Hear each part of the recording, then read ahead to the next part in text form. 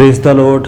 मेरा नाम महेश है और आज हम परमेश्वर के वचन से सीखेंगे कि हमें परमेश्वर के अधीन होकर शैतान का कैसे सामना करना है। बाइबल से सीखेंगे कि वचन लिखता है कि हमें परमेश्वर के अधीन होना है और शैतान का सामना करना है। तो हम पहले एक वचन पढ़ेंगे, याकूब अध्याय 4:7। यहाँ पे क्या लिखा हुआ है कि इसलिए परमेश्वर के अधीन हो जाओ और शैतान का सामना करो तो वह तुम्हारे पास से भाग निकलेगा। प्रभु का वचन हमें ये सिखा रहा है कि हमें परमेश्वर के अधीन होना है और फिर ही हम शैतान का सामना कर सकते हैं। अब परमेश्वर के अधीन होने का मतलब क्या है? देखो, परमेश्वर के अधीन होने का मतलब ये है कि हमें प्रभु के वचनों के ऊपर चलना है। हमें पहले इनको पढ़ना है, फिर इनके ऊपर चलना है और इनके मुताबिक अपना हमें जीवन जीना है। जब हम इन वचनों के ऊपर चलेंगे, चलने के बाद जब हम शैतान का सामना करेंगे तो वो क्या होगा? वो भागेगा। आगे और हम वचनों से सीखते हैं कि कैसे हम शैतान का सामना कर सकते हैं। पहला पत्रस 5वां अध्याय 8 और 9।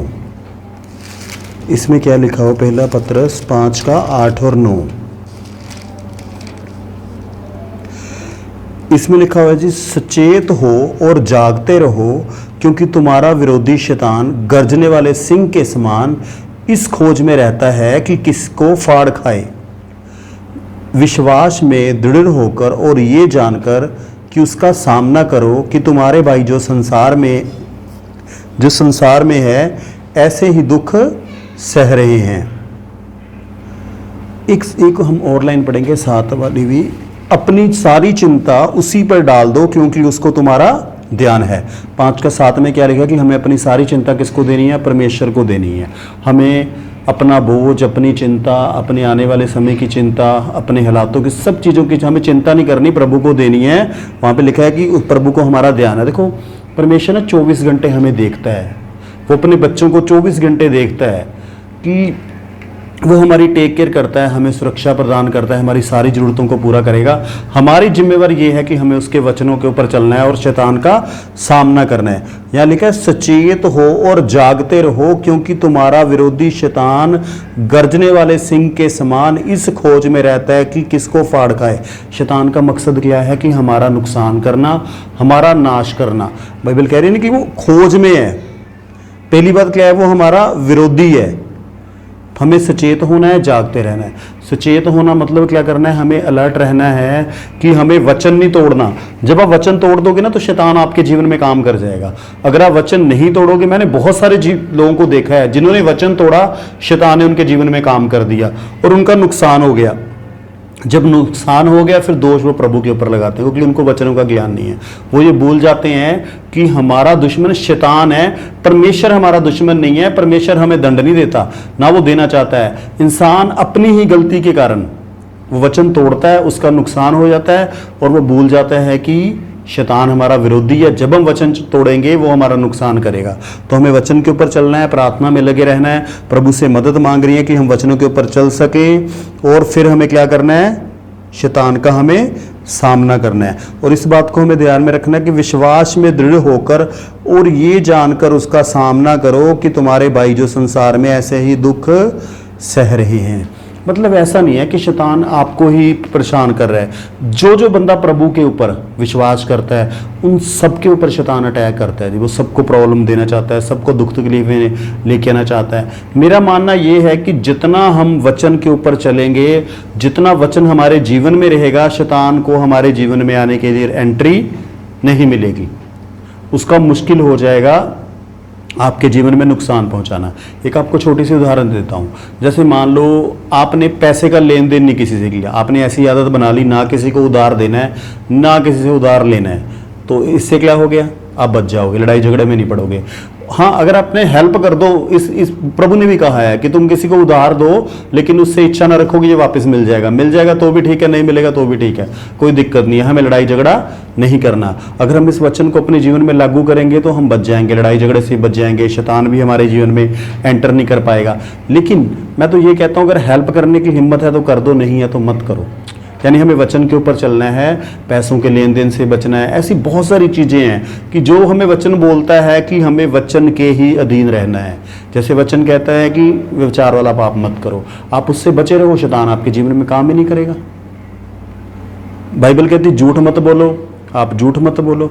बाइबल कहती चुप रहो, कम बोलो। बाइबल कहती बुद्धिमान बनो। तो ज़्यादा समय ना वचन पढ़ने में लगाओ ताकि आप शैतान का सामना कर पाओ। आगे हम देखेंगे, बाइबल से ही देखेंगे प्रभु यीशु मसीह ने कैसे शैतान का सामना किया। आगे हम पढ़ेंगे जी इफिसियों अध्याय 2 का 2 से 4। इफिसियों अध्याय 2 का 2 से 4।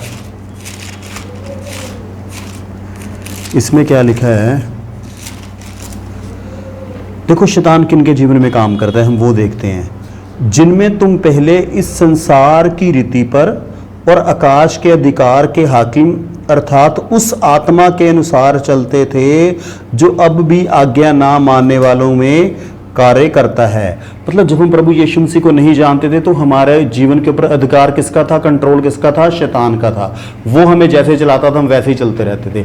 वचन में ये सिखा रहा है कि आज भी जो बंदा वचन के ऊपर नहीं चलेगा, आज्ञा नहीं मानता, वचन के ऊपर नहीं चल रहा, उसके जीवन में शैतान काम करेगा। मैंने देखा लोगों को बहुत गुस्सा आता है जबकि प्रभु ने कहा है मैं तुम्हें अपनी शांति दिए जाता हूं। ये गुस्सा क्यों आ रहा है? क्योंकि वचन के ऊपर नहीं चल रहे, वचन पढ़ते ही नहीं है, उनके पास टाइम ही नहीं है। फोन तो वो रात को 2 बजे तक देख सकते हैं, लेकिन बाइबल पढ़ने के लिए उनके पास 10 मिनट नहीं है। उनको बोलो बाइबल पढ़ लो, कहते नींद आती है। 5 मिनट बाद उन्हें नींद आनी स्टार्ट हो जाती है। जब वचन नहीं पढ़ते फिर वो गुस्सा भी करेंगे, लड़ाई भी करेंगे, और लड़ाई में उनके मुंह से श्राप निकलते हैं, उनसे मुंह से ऐसी बातें निकलती हैं जो वचनों के आधार के ऊपर सही नहीं है। तो बाइबल क्या कह रही है कि जो आज के समय में वचन के ऊपर नहीं चल रहा, शैतान उसके जीवन में क्या करेगा, काम करेगा, कार्य करेगा।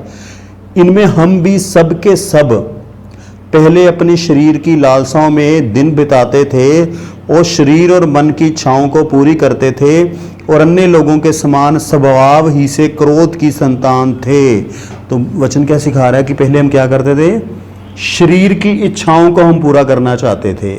और शरीर की लालसाओं क्या मतलब, ऐसी चीज़ें जो परमेश्वर का वचन हमें मना करता है कि हमें ये काम नहीं करने हैं। हम ऐसे अपने शरीर को प्रसन्न करने के लिए ऐसे काम करते हैं, कुछ हम ऐसी चीज़ें करते हैं लोगों को दिखाने के लिए। जैसे कि उदाहरण बताता हूँ, अब ये होता है लोगों के घरों में, क्या होता है, एक रिश्तेदार ने मान लो गाड़ी ले ली। अब दूसरा बंदा रिश्तेदार है, उसके पास पैसे भी नहीं है, ना उसे जरूरत है गाड़ी लेने की, लेकिन उसके रिश्तेदार ने ली है गाड़ी इसलिए वो भी लेगा। वो कहता है कि मेरे रिश्तेदार का परिवार गाड़ी में जाए और मैं भी गाड़ी लूंगा, और वो उससे बड़ी लेगा। उसको ये क्या है, शरीर की लालसा, शरीर की इच्छा हुई ना कि मुझे उससे मुकाबला करना है। जबकि अक्लमंद बनो, बुद्धिमान बनो, आपको रिक्वायरमेंट नहीं है, क्यों गाड़ी लेनी है, गाड़ी वैसे भी टैक्सी आ जाती है, बुक कर लो, आप उसमें कहीं भी जाना है जा सकते हो। यानी कहने का मतलब ये है कि हमें शरीर की लालसाओं को पूरा नहीं करना है, हमें ध्यान रखना है। और क्या है इसमें, और शरीर और मन की इच्छाएं पूरी करते थे और अन्य लोगों के समान स्वभाव ही से क्रोध की संतान थे।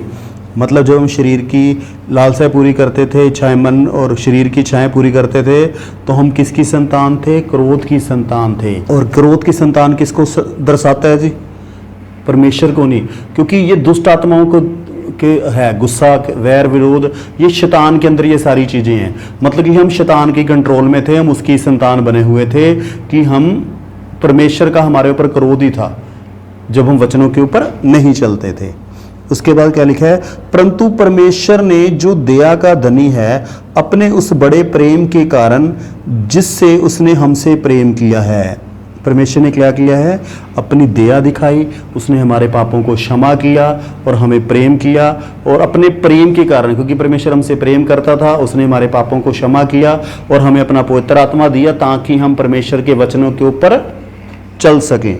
उसके बाद आगे हम पढ़ेंगे जी शैतान का हमने कैसा मुकाबला करना है। इफिसियों 6 का 10 और 19, इफिसियों 6 इसका 10 से लेके 19 तक। यहाँ पे क्या लिखा है, आत्मिक युद्ध के हथियार, इसलिए प्रभु में और उसकी शक्ति में प्रभाव में बलवंत बनो, परमेश्वर के सारे हथियार बांध लो कि तुम शैतान की युक्तियों के सामने खड़े रह सको। क्योंकि हमारा ये मल युद्ध लहू और मांस से नहीं परंतु प्रधानों से और अधिकारियों से और इस संसार के अंधकार के हाकिमों से और उस दुष्ट की आत्मिक सेनाओं से हैं जो आकाश में हैं। हमारा युद्ध किसके साथ है जी, शैतान के साथ है, शैतान की दुष्ट आत्माओं के साथ है, जो आकाश में है, उनकी आकाश में है वो, उनके साथ हमारा युद्ध है। हमारा युद्ध शरीर और के साथ नहीं है। हमें कई बार लगता है जो देखो प्रभु को नहीं जानता ना, वो इंसान, हमारा उसके साथ कोई युद्ध नहीं है। जो दुष्ट आत्मा है उससे बात करती हैं, उसके जीवन में कार्य कर रही हैं, हमारा युद्ध उनके साथ है। इंसानों से हमें प्रेम करना है, लेकिन वो अभी हमने पढ़ा था ना, जो वचनों के ऊपर नहीं चलते उनके ऊपर कंट्रोल किसका है? शैतान का कंट्रोल है। तो हमारा युद्ध उन दुष्ट आत्माओं से है जो आकाश में हैं। अब इनसे हम लड़ेंगे कैसे? बाइबल क्या कहते हैं इससे कैसे लड़ेंगे? इसलिए परमेश्वर के सारे हथियार बांध लो कि तुम बुरे दिन में सामना कर सको और सब कुछ पूरा करके स्थिर रह सको। अब परमेश्वर के हथियार क्या हैं? इसलिए सत्य से अपनी कमर कसकर और धार्मिकता की जिलम पहनकर और पांव में मेल के सुसमाचार की तैयारी के जूते पहनकर, सबसे पहले क्या आ रहा है? सत्य से अपनी कमर कसकर। हमारी सबसे पहली जो कंडीशन स्टार्ट होती है वो सच्चाई है। हमारे जीवन में सच्चाई होनी चाहिए, सत्य होना चाहिए। हमारा जीवन मिलावट वाला नहीं होना चाहिए कि घर में हम कुछ हो रहे हैं, बाहर कुछ वैसा व्यवहार कर रहे हैं। जैसा बाहर व्यवहार कर रहे हैं वैसे ही घर पे व्यवहार करें। हमें वचनों को अपने जीवन का हिस्सा बनाना है, वचनों के मुताबिक हमें चलना है, ये हमारी जिम्मेवारी है। उसके बाद क्या है? धार्मिकता की जिलम पहनकर। धार्मिकता की जिलन क्या है? देखो, जो परमेश्वर के वचन है उनको हम अपने जीवन का हिस्सा बनाएं। और पाँव में मेल के सुसमाचार की तैयारी के जूते पहनकर। देखो, हमारी ना एक जिम्मेवारी है कि हमें सुसमाचार प्रचार करना है, प्रभु यीशु के बारे में लोगों को बताना है। पहले सबसे पहले हमें खुद पता होना चाहिए, बाद में हम बताएंगे। पहले मैं ये चाहूँगा कि हमें सबसे पहले हम पूरी जानकारी लें बाइबल की। ज़्यादा से ज़्यादा बाइबल पढ़ो, ज़्यादा से ज़्यादा आप समझो प्रभु यीशु मसीह क्यों धरती पे आए, क्या रीज़न था, वो क्रूस पे क्यों गए। ये सारी बातों के उत्तर आपके पास होने चाहिए, आपको समझ होनी चाहिए। उसके बाद ही हम किसी और को बता सकते हैं। देखो, बताने का सबसे बेस्ट तरीका ये है हमारा व्यवहार। हमारा व्यवहार, हमारे काम इतने बेस्ट होने चाहिए कि हमारी लाइफ को देख के लोग हमसे खुद पूछें कि तुम्हारी लाइफ इतनी बेहतर क्यों है। तब वो ज़्यादा मतलब कि प्रभु यीशु के निकट आना चाहेंगे, लोग प्रभु के बारे में जानना चाहेंगे। तब आप जो उनको बताओगे कि मैं बाइबल पढ़ता हूँ, बाइबल के वचनों के ऊपर चलता हूँ, उसके मुताबिक मैं जीवन जीता हूँ। ये चीज़ मेरे साथ बहुत बार होती है। कई बार लोग मेरे से पूछते हैं कि आपके पास इतनी शांति क्यों है, आप गुस्सा क्यों नहीं करते, आप किससे लड़ाई नहीं करते, आपका पैसे का लेन देन बहुत अच्छा है। तो मैंने बताता हूँ कि मैंने ये सब प्रभु यीशु से सीखा है। मैंने बाइबल पढ़ी है, बाइबल के वचनों के ऊपर चलता हूँ, बार बार बाइबल पढ़ता हूँ। आज भी मैं बार बार पढ़ता हूँ, मैंने कितनी बार पढ़ ली है, फिर भी बार बार पढ़ता हूँ कि ये वचन मुझे याद रहें, मैं उन्हें भूल ना जाऊं। तो ये मेरी जिम्मेवारी है कि मुझे क्या करना है, दूसरे लोगों को वचन सिखाना है। पहले मुझे खुद नॉलेज होनी बहुत जरूरी है। जब तक मुझे नॉलेज नहीं है, मुझे किसी को बताने की जरूरत नहीं है। सबसे पहले देखो, टीचर हम तभी बन पाएंगे, तभी सिखा पाएंगे। सबसे पहले हमें एक अच्छे स्टूडेंट बनना है। तो बाइबल पढ़िए, सीखिए, नॉलेज लीजिए, ज्ञान लीजिए, उसके बाद ही आप किसी को इसके बारे में बता सकते हैं। और इन सब के साथ विश्वास की ढाल लेकर स्थिर रहो, जिससे तुम उस दुष्ट के सब जलते हुए तीरों को बुझा सको। यानी एक विश्वास के द्वारा ही हम शैतान जो हमारे जीवनों में तीर फेंकेगा या नुकसान करेगा, हम उसका सामना कर सकते हैं। हमें विश्वास होना चाहिए किसके ऊपर? प्रभु के वचनों के ऊपर, कि हाँ, हम परमेश्वर ने हमें समर्थ दिया। प्रभु यीशु ने कहा है, मैंने तुम्हें दुष्ट की सारी शक्ति के ऊपर अधिकार दिया है, तुम्हें किसी वस्तु से कुछ हानि नहीं होगी। हमें ये विश्वास रखना है, इस वचनों के ऊपर विश्वास रखना है कि हमें प्रभु यीशु ने अधिकार दिया है, हम शैतान को हरा सकते हैं, शैतान को हम भगा सकते हैं। शैतान का मुकाबला करेंगे तो वो हमसे भागेगा। और उद्धार का टोप और आत्मा की तलवार जो परमेश्वर का वचन है ले लो। सबसे ज़्यादा महत्वपूर्ण क्या है? यहाँ पे आ गया आत्मा की तलवार। वो क्या है? परमेश्वर का वचन। यानी हम परमेश्वर के वचन के द्वारा ही शैतान को हरा सकते हैं। आगे हम देखेंगे प्रभु यीशु मसीह ने कैसे शैतान को हराया ना, वहाँ पे आपको क्लियर होगा। तो हमें परमेश्वर के वचन पता होने चाहिए, बहुत ज़रूरी है। बार बार पढ़ो बाइबल, बार बार पढ़ो, वचनों को बार बार सुनो, ताकि आपको याद हो जाए और आपके जीवन का हिस्सा बन जाएं।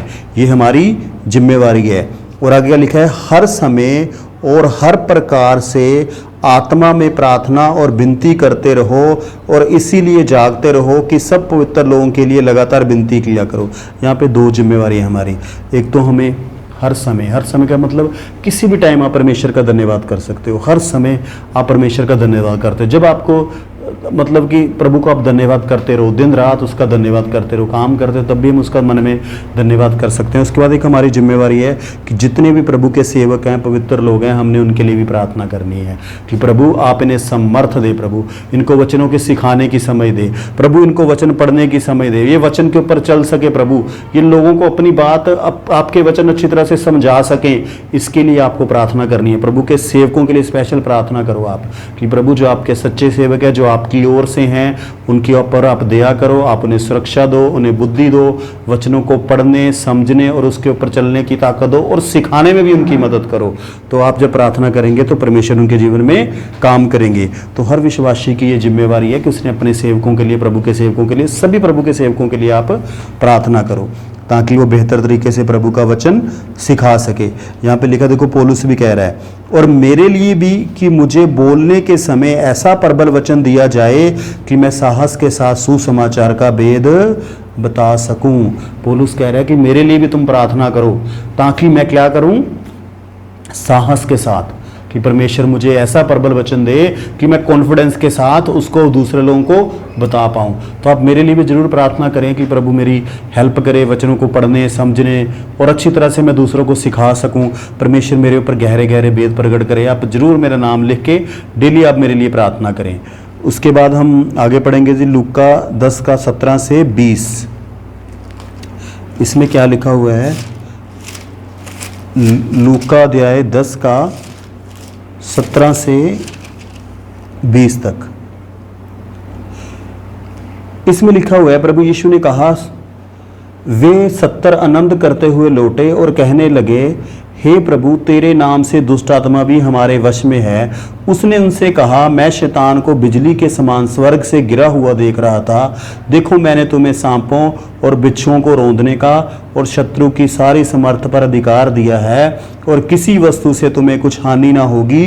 तो भी इसमें आनंदित मत हो कि आत्मा तुम्हारे वश में है, परंतु इससे आनंदित हो कि तुम्हारे नाम स्वर्ग में लिखे हुए हैं। यहाँ प्रभु हमें क्या कह रहे हैं कि प्रभु ने क्या किया है, देखो शैतान को हम किससे भगाएंगे, यीशु के नाम से। यीशु के नाम से हमें हुक्म देंगे। यहाँ पे लिखा है ना कि सब जब चेले थे वो 70 आनंद करते हुए लौटे और कहने लगे, हे प्रभु तेरे नाम से दुष्ट आत्मा भी हमारे वश में है। वो प्रभु से कह रहे हैं कि प्रभु हमने देखा है कि तुम्हारे नाम से जो दुष्ट आत्मा है वो भी हमारी बात मानती हैं। जब हम किसी के लिए प्रार्थना करते हैं, हम उसे हुक्म देते हैं कि इसको छोड़ के चली जा, तो वो चली जाती हैं। वो इससे वो आनंदित हुए, खुश हुए। तो प्रभु ने कहा कि मैंने तुम्हें अधिकार दिया। प्रभु ने भी कहा कि मैंने शैतान को बिजली के समान स्वर्ग से गिरा हुआ देख रहा था। देखो परमेश्वर ने पहले शैतान को स्वर्ग से धरती पे गिरा दिया। प्रभु यीशु से उसकी बात कर रहे हैं। और उसके बाद प्रभु कह रहे हैं कि मैंने तुम्हें सांपों और बिच्छुओं को रौंदने की। ये सांप और बिच्छू शैतान को दर्शाते हैं, दुष्ट आत्मा को दर्शाते हैं। और शत्रु की सारी समर्थ पर अधिकार दिया है। प्रभु ने हमें शैतान के ऊपर अधिकार दिया है। हमें शैतान से डरने की जरूरत नहीं है। हमारे पास उससे ज्यादा समर्थ है। प्रभु का पवित्र आत्मा हमारे पास है जो शैतान से ऊपर है। प्रभु ने हमें अधिकार दिया है, किसी वस्तु से तुम्हें कुछ हानि नहीं होगी। हमें इस बात को याद रखना है कि किसी वस्तु से हमें कुछ हानि नहीं होगी। कई बार ना शैतान आपके मन में डालेगा, या कई बार लोग भेजेगा वो आपके। मेरे साथ ये होता था, लोग मुझे बोलते थे शैतान तेरा ये नुकसान कर देगा, शैतान वो नुकसान कर देगा। मैंने कहा बाइबल में लिखा है, प्रभु यीशु ने कहा है, मैंने तुम्हें दुष्ट की सारी शक्ति के ऊपर अधिकार दिया है, तुम्हें किसी वस्तु से कुछ हानि नहीं होगी। जब मैं ये लाइन बोलता था वो चुप हो जाते थे। तो इस तरह से ना कई बार हो सकता है शैतान आपको डराए, आपके मन में गलत विचार डाले, या लोगों के द्वारा डाले कि तुम्हारा नुकसान हो जाएगा, ये हो जाएगा, वो हो जाएगा। डरने की जरूरत नहीं, घबराने की जरूरत नहीं। प्रभु कह रहे हैं कि मैंने तुम्हें दुष्ट की सारी शक्ति के ऊपर अधिकार दिया है। प्रभु ने हमें अधिकार दिया है शैतान के ऊपर। हम उससे डांटेंगे वो भागेगा। फिर भी प्रभु ने कहा, इस बात से हमें आनंदित नहीं होना कि दुष्ट आत्मा हमारे वश में है। नहीं, खुशी किस बात की मनानी है, परंतु इससे आनंदित हो कि तुम्हारे नाम स्वर्ग पर लिखे हुए हैं। सबसे महत्वपूर्ण आशीष प्रभु की ओर से, प्रभु ने हमारे नाम स्वर्ग में लिखे हुए हैं। हम इस बात के लिए प्रभु को धन्यवाद देना चाहिए कि प्रभु ने हमें स्वर्ग राज्य का अधिकारी बनाया। हमारे नाम स्वर्ग में लिखे हुए हैं। कल को हमें इस बात का डर नहीं है कि हम मर जाएंगे तो हमारी आत्मा कहाँ जाएगी, नरक में जाएगी। नहीं, हमें विश्वास है कि हमारी आत्मा यीशु मसीह के पास जाएगी और हम स्वर्ग में रहेंगे, क्योंकि प्रभु कह रहे हैं कि तुम्हारे नाम, चेलों को बोल रहे हैं ये बात कि तुम्हारे नाम स्वर्ग में लगे हैं। हम भी प्रभु के चेले हैं, प्रभु को विश्वास करते हैं, प्रभु के वचन के ऊपर चलते हैं, तो हमारे नाम भी स्वर्ग में लिखे हुए हैं। इसके लिए हमें सदा प्रभु का धन्यवाद करना चाहिए कि प्रभु आपने हमारा नाम स्वर्ग में लिखा है, इसलिए मैं धन्यवाद देता हूँ। प्रभु आपने मुझे करोड़ों की भीड़ से चुना है। इस बात को मैं कितनी बार डेली बोलता हूँ कि प्रभु तेरा धन्यवाद, तूने मुझे करोड़ों की भीड़ से चुना। प्रभु धन्यवाद, तूने मुझे अपनी शांति से भरा, तूने मुझे अपने आनंद से भरा। प्रभु आपने मुझे अनंत जीवन दिया है। तो ऐसी छोटी छोटी बातों के लिए हमें प्रभु को धन्यवाद देना है जी। उसके बाद हम पढ़ेंगे मत्ती 16 अध्याय 21 से लेके 23 तक। इस समय से यीशु अपने चेलों को बताने लगा, अवश्य है कि मैं यरूशलेम को जाऊं और पुरनिये और प्रधान याजकों और शास्त्रियों ने हाथ से बहुत दुख उठाऊं और मार डाला जाऊं और तीसरे दिन जी उठूं। इस पर पतरस उसे अलग से जाकर झिड़कने लगा, हे प्रभु, परमेश्वर ना करे तेरे साथ कभी ऐसा हो। उसने मुड़कर पतरस से कहा, हे शैतान, मेरे सामने से दूर हो, तू मेरे लिए ठोकर का कारण है, क्योंकि तू परमेश्वर की बातों पर नहीं परंतु मनुष्यों की बातों पर मन लगाता है। यहाँ पे हम एक चीज देखेंगे, प्रभु ने पतरस से बोला कि क्या होगा कि मुझे दुख उठाना पड़ेगा और मैं प्रधान और शास्त्रियों के हाथ में पकड़ाया जाऊंगा। तो यहाँ पे दुष्ट आत्मा ने पतरस को कंट्रोल किया। शैतान पतरस के द्वारा बोल रहा है, प्रभु को बोल रहे हैं कि उसको झिड़क रहा है कि प्रभु तुम्हारे साथ ऐसा कभी ना हो। लेकिन प्रभु यीशु मसीह को समझ आ गया कि शैतान इसका इस्तेमाल कर रहा है। प्रभु ने उसको डांटा। प्रभु ने पतरस को नहीं, जो उसके अंदर शैतान था, दुष्ट आत्मा थी, उसको डांटा। प्रभु ने उसको क्या बोला, हे शैतान, तू मेरे सामने से दूर हो जा। हम भी ऐसे बोल सकते हैं, हम यीशु के नाम से बोल सकते हैं। जैसे हमारे मन में कोई ऐसा विचार आए जो मतलब बाइबल के आधार पे नहीं है, शैतान आपके मन में विचार डाला है कुछ पाप करने के लिए, कुछ गड़बड़ करने के लिए, कुछ चोरी करने के लिए, उसे डांटो कि यीशु के नाम से शैतान तुझे हुक्म देता हूं, तू मेरे से दूर हो जा। जैसे प्रभु यीशु मसीह ने कहा कि हे शैतान, तू मेरे सामने से दूर हो जा, तू मेरे लिए ठोकर का कारण है, क्योंकि तू परमेश्वर की बातों पर नहीं परंतु मनुष्यों की बातों पर मन लगाता है। तो हमें किसकी बातों के ऊपर मन लगाना है? परमेश्वर की बातों के ऊपर, मनुष्यों की बातों के ऊपर मन नहीं लगाना। परमेश्वर की बातें कौन सी हैं? परमेश्वर का वचन। तो इसको पढ़ो, सुनो, आप इसके मुताबिक जीवन जीना शुरू करो और इसके ऊपर मन लगाओ। देखो, हमें ध्यान रखना है, जैसे यीशु मसीह ने शैतान को डांटा ना, वैसे ही हमें डांटना है। कई बार हो सकता है कोई आपका पहचान वाला बंदा कोई आपको ऐसी बात बोले जो वचन के आधार पर नहीं, उसको साफ मना करो और मन में डांटो उसको, शैतान को। उसको नहीं बोलने की जरूरत। यहाँ तो प्रभु ने पतरस को बोल दिया, लेकिन हमें नहीं उसको बोलना, वो बोलेगा मुझे शैतान बोल रहा है। अब मन में उसके लिए प्रार्थना कर सकते हो कि प्रभु, जो दुष्ट आत्मा है इसको, इसके अंदर कार्य करती है, यीशु के नाम से हुक्म देता हूँ, इसको छोड़ के चली जाए। तो ऐसे हम प्रार्थना कर सकते हैं। आगे हम देखेंगे जी यूहन्ना 8:44। इसमें क्या लिखा है? अब प्रभु कह रहे हैं, तुम अपने पिता शैतान से हो और अपने पिता की लालसाओं को पूरा करना चाहते हो। वह तो आरंभ से हत्यारा और सत्य पर स्थिर न रहा, क्योंकि सत्य उसमें है ही नहीं। जब वह झूठ बोलता है तो अपने स्वभाव ही से बोलता है, क्योंकि वह झूठा है, वरना झूठों का पिता है। यह ना प्रभु यीशु मसीह शैतान के करैक्टर के बारे में बता रहे हैं कि शैतान में खास चीज़ क्या है? वो झूठा है और झूठ बोलता है। हमें ध्यान रखना है, हमें जीवन में झूठ नहीं बोलना, इस आदत से छुटकारा डालना है। प्रार्थना करो, प्रभु से मदद मांगो, क्योंकि प्रभु यीशु मसीह ये कह रहे हैं, जो लोग झूठ बोलते हैं उनका पिता शैतान है। तो क्या हम चाहते हैं कि हमारा पिता शैतान हो? सच बोलो, झूठ नहीं बोलना, चाहे कुछ भी हो जाए, क्योंकि झूठ बोलने वाला कौन है? शैतान है। प्रभु कह रहे वो झूठा है, सत्य पर स्थिर न रहा और वो आरंभ से हत्यारा भी है। तो शैतान का स्वभाव क्या है? वो स्वभाव से ही झूठ बोलता है, क्योंकि वह झूठा है और झूठों का पिता है। तो जो लोग झूठ बोलते हैं उनका पिता कौन हो गया? शैतान। जब मन में झूठ आए ना, तो दिमाग में ये बात रखनी है कि प्रभु यीशु ने कहा था झूठ बोलने वाला का पिता शैतान है, मतलब हमने झूठ बोला, इसका मतलब हमारा पिता शैतान बन गया। फिर क्या आप चाहते हो शैतान आपका पिता बने? अगर शैतान आपका पिता बनेगा फिर वो नुकसान करेगा।